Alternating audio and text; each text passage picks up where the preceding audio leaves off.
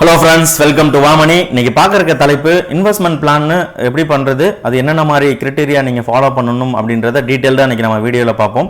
அதற்கு முன்னாடி நம்ம சேனல் யாரும் சப்ஸ்கிரைப் பண்ணாதவங்க இருந்தீங்கன்னா மறக்காமல் சப்ஸ்கிரைப் பண்ணிக்கோங்க. அப்போ தான் நாங்கள் அப்லோட் பண்ணுற வீடியோவானது உங்களுக்கு உடனுக்குடன் வரும். வாங்க வீடியோக்குள்ளே போகலாம். பிளான் நம்பர் 1, நீங்கள் இன்வெஸ்ட் பண்ணுறதுக்கு முன்னாடி எந்த நோக்கத்துக்காக நீங்கள் இன்வெஸ்ட் பண்ணுறீங்க அப்படின்றத அப்ஜெக்டிவாக நீங்கள் ஃபைண்ட் அவுட் பண்ணுங்கள். அப்ஜெக்ட்ன்றது எந்த மாதிரி இருக்கும் அப்படின்னா, உங்களோட ஃபினான்ஷியல் கோல், நீங்கள் வீடு வாங்குறதா இருந்தாலும் சரி, உங்களுடைய குழந்தைகள் படிப்புக்காக இல்லை உங்களுடைய குழந்தைகளின் கல்யாணத்திற்காக நீங்கள் பணத்தை வந்து இன்வெஸ்ட் பண்ணலாம். அது மட்டும் இல்லாமல் சில பேர் அவங்களுடைய ரிட்டையர்மெண்ட் லைஃபுக்காக இன்வெஸ்ட் பண்ணுவாங்க. ஸோ இந்த மாதிரி இதெல்லாம் எதுக்கு இன்வெஸ்ட் பண்ணுறாங்கன்னா, அவங்களுடைய ஃபினான்ஷியல் கோல்ஸை வந்து அச்சீவ் பண்ணுறதுக்கு இன்வெஸ்ட் பண்ணுவாங்க. ஸோ ஒரு சில பேர் அவங்ககிட்ட இருக்கக்கூடிய பணத்தை இன்வெஸ்ட் பண்ணுறப்போ அவங்களுக்கு ஹை ரிட்டர்ன்ஸ் கிடைக்கணும், அது இல்லாமல் க்ரோத் ஓரியன்டாக இருக்கணும் அப்படின்றதுக்காக இன்வெஸ்ட் பண்ணுவாங்க. இன்னும் சில பேர் என்ன பண்ணுவாங்கன்னா, அவங்ககிட்ட ஒரு 10 லட்ச ரூபாய் காசு இருக்குன்னா, ஒவ்வொரு பீரியட், ஃபார் எக்ஸாம்பிள் இப்போ ஒரு 5 வருஷம் கழிச்சோ இல்லை 10 வருஷம் கழிச்சோ எனக்கு ஒரு 20 லட்சம் வேணும் இல்லை 30 லட்சம் வேணும், என்னோட பணத்தை வந்து வெல்த் கிரியேட் பண்ணணும், ஒரு பணம் இதை வந்து கிரியேட் பண்ணணும் அப்படின்ற மாதிரி நினச்சி சில பேர் இன்வெஸ்ட் பண்ணுவாங்க. அது மட்டும் இல்லாமல் சில பேர் இன்வெஸ்ட் பண்ணப்போ அவங்களுடைய பணவீக்கத்தை கட்டுக்குள்ளே கொண்டுட்டு வரணுங்கிற நோக்கத்தில் இன்வெஸ்ட் பண்ண வருவாங்க. ஃபார் எக்ஸாம்பிள் இப்போ இருக்க பொருளோட விலையானது இன்னும் 2 வருஷம் கழிச்சு இதே மாதிரி லெவலில் இருக்கும் அப்படின்ற மாதிரி யாராலையும் சொல்ல முடியாது. இப்போ ஒரு 10 ரூபா இருக்குன்னா நெக்ஸ்ட் 2 வருஷம் கழிச்சு ஒரு பொருளோட விலை 15 ரூபா ஆகலாம், இல்லை 20 ரூபா ஆகலாம், எப்படி வேணாலும் ஆகலாம். ஏன்னா இன்ஃப்ளேஷன் அந்த மாதிரி லெவலுக்கு மாறிக்கிட்டே இருக்கு. ஸோ நீங்கள் பணத்தை இன்வெஸ்ட் பண்ணாமல் தான் அந்த மாதிரி சுச்சுவேஷன்லேருந்து உங்களால் ஈஸியாக பாதுகாக்க முடியும். அதுவும் இல்லாமல் உங்களுடைய தேவைகளை அந்த டைமில் பூர்த்தி பண்ணிக்க முடியும். ஸோ மேலே இருக்க அந்த 4 அப்ஜெக்டிவில் ஏதாவது ஒரு அப்ஜெக்டிவில் உங்களுடைய கோலானது ஃபிட் ஆகிடும். ஸோ அதற்கேற்ற மாதிரி நீங்கள் தாராளமாக இன்வெஸ்ட் பண்ணலாம். ஸோ ஃபஸ்ட்டு நீங்கள் இன்வெஸ்ட் பண்ணுறப்போ இந்த சொன்ன அப்ஜெக்டிவில் ஏதாவது ஒன்றில் நீங்கள் சூஸ் பண்ணிவிட்டு அதற்கேற்ற மாதிரி இன்வெஸ்ட் பண்ணுங்கள். பிளான் நம்பர் 2, நீங்கள் அப்ஜெக்டிவ் ஐடென்டிஃபை பண்ணிட்டீங்க. அதுக்கப்புறம் உங்களால் எவ்வளோ பணம் வந்து இன்வெஸ்ட் பண்ண முடியும் அப்படின்றத நீங்கள் நோட் பண்ணிக்கிங்க. ஃபார் எக்ஸாம்பிள் சில பேரால் 500 ரூபா இன்வெஸ்ட் பண்ண முடியும், சில பேரால் 5000 ரூபா பண்ண முடியும், சில பேர் பார்த்தீங்கன்னா உங்களுக்கு 10,000 ரூபா இல்லை 1 லட்ச ரூபா, அந்த மாதிரி சில டிஃப்ரெண்ட் பர்சனுக்கு ஏற்ற மாதிரி அவங்ககிட்ட இருக்கக்கூடிய பணத்தின் அளவை பொறுத்து அவங்களால இன்வெஸ்ட் பண்ண முடியும். அதுக்கு முன்னாடி உங்களால் எவ்வளோ இன்வெஸ்ட் பண்ண முடியும் இந்த மாதிரி ஃபினான்ஷியல் ப்ராடக்ட்டில் அனலைஸ் பண்ணிக்கிங்க. சில பேர் என்ன பண்ணுவாங்கன்னா, லம்சமாக இன்வெஸ்ட் பண்ணுவாங்க. லம்சமாக இன்வெஸ்ட் பண்ணுறப்போ அவங்ககிட்ட பணம் வந்து ஒரு 1 லட்ச ரூபாயோ இல்லை 2 லட்ச ரூபாயோ இல்லை 5 லட்ச ரூபாய் பல்காக பணம் இருக்கும். ஸோ அப்படி பல்காக இருக்கிறவங்க நீங்கள் தாராளமாக வந்து இந்த மாதிரி லம்சம் ஏதாவது ஒரு ஃபினான்ஷியல் ப்ராடக்ட்டை சூஸ் பண்ணி இன்வெஸ்ட் பண்ணலாம். பணம் என்கிட்ட அதிகமாக இல்லை, என்னுடைய செலவுக்கு போக மீதி என்கிட்ட வந்து ஒரு 500 ரூபாய் இல்லை 1000 ரூபாய் தான் மாதம் நம்ம கையில் நிற்கிது அப்படின்னா, அப்படி இருக்கவங்களுக்கும் சரி அந்த மாதிரி பிளான்ஸ் இருக்குது. சிஸ்டமேட்டிக் இன்வெஸ்ட்மெண்ட் பிளான்னு மியூச்சுவல் ஃபண்ட் ஸ்கீம்ஸில் நீங்கள் இருக்குது.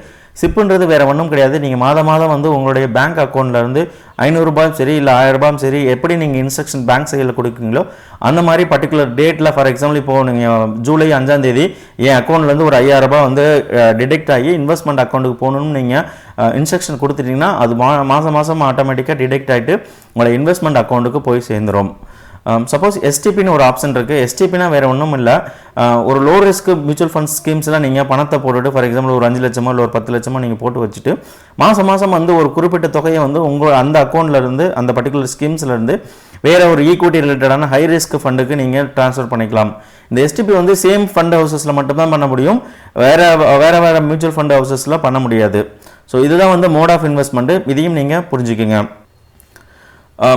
ஸோ ஒரு சில பேர் என்ன நினைக்கிறாங்கன்னா, இன்வெஸ்ட்ன்றது ஈஸியாக பணக்காரங்களாம், அது ஒரு ஷார்ட்கட் கேமு அப்படின்ற மாதிரி நினச்சிட்டு இருக்காங்க. அது முற்றிலும் தவறு. இன்வெஸ்ட் பண்ண வரப்போ உங்களுடைய பொறுமை ரொம்பவே அவசியம். அது பணம் வளர்கிறதுக்கும் ஒரு வாய்ப்புகள் கொடுத்தாதான் அதுவும் வந்து ஒரு நல்ல விதமாக வளரும். அதை நீங்கள் ஞாபகத்தில் வச்சுக்கோங்க. அது மட்டும் இல்லாமல் நிறைய பேர் என்ன நினைக்கிறாங்கன்னா, என்கிட்ட இன்வெஸ்ட் பண்ணோம்னா என்கிட்ட 1 லட்ச ரூபாய் தேவை இல்லை 2 லட்ச ரூபாய் தேவை, அப்போ தான் என்னால் இன்வெஸ்ட் பண்ண முடியும் அப்படின்ற மாதிரி நினச்சிட்டு இருக்காங்க. ஸோ அது முற்றிலும் தவறு. நான் முன்னாடி சொன்ன மாதிரி 500 ரூபாய் இருந்தால் கூட நீங்கள் தாராளமாக இன்வெஸ்ட் பண்ண ஸ்டார்ட் பண்ணலாம். அப்ஜெக்டிவ் பார்த்துட்டோம், உங்களால் எவ்வளோ பணம் இன்வெஸ்ட் பண்ண முடியும்னு பார்த்துட்டோம். பிளான் நம்பர் 3ல உங்களால் எவ்வளோ நேரம் ஹோல்ட் பண்ண முடியும் அப்படின்றது தான் பிளான் நம்பர் 3. ஹோல்டிங்ன்றது வேறு ஒன்றும் கிடையாது, உங்களால் எவ்வளோ நாள் வந்து இன்வெஸ்ட் பண்ணிவிட்டு ஸ்டே பண்ண முடியும் அப்படின்றது தான் holding period. For example different பர்சனுக்கு ஏற்ற மாதிரி அவங்களுடைய ஹோல்டிங் பீரியட் மாறும். என்னை பொறுத்தளவுக்கு 3 மாதம் நான் என்னால் தாக்கு பிடிக்க முடியும்னா நீங்கள் 3 மாதத்துக்குள்ளே ஏற்ற மாதிரி ஃபினான்ஷியல் ப்ராடக்ட்டில் இன்வெஸ்ட் பண்ணுங்கள். சில பேர் 3 வருஷம் முடியும், சில பேர் வந்து 3 மாதம் தான் முடியும், சில பேர் 3 நாள் தான் என்னால் இன்வெஸ்ட் பண்ண முடியுன்ற மாதிரி சொல்லுவாங்க. ஸோ அதற்கேற்ற மாதிரி ஃபினான்ஷியல் ப்ராடக்ட் நல்லா இருக்குது, அதுக்கேற்ற மாதிரி நீங்கள் சூஸ் பண்ணி இன்வெஸ்ட் பண்ணுங்கள்.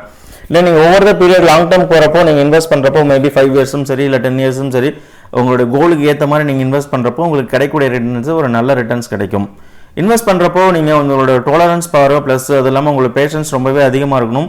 ஏன் அப்படி சொல்கிறேன்னா, பேசுன்றது ஒரு பொறுமை வந்து நீங்கள் பணம் வந்து வளர விட்டால் தான் அது வந்து வளரும். அதுவும் இல்லாமல் மார்க்கெட் டவுன் ஆனாலும் சரி, வேறு ஏதாவது சுச்சுவேஷன்ஸ்னால உங்களுக்கு நெகட்டிவ் ரிட்டர்ன்ஸ் கிடைச்சாலும் சரி, நீங்கள் மார்க்கெட்டை விட்டு வெளியில் வராதீங்க. உங்களுடைய நோக்கம் என்ன அளவுக்கு போயிட்டுருக்கோ அதுக்கு ஏற்ற மாதிரி நீங்கள் ஹோல்ட் பண்ணி வச்சுருந்தீங்கன்னா உங்களுக்கு கிடைக்கிற ரிட்டர்னும் ஒரு நல்ல ரிட்டர்ன் கிடைக்கும்.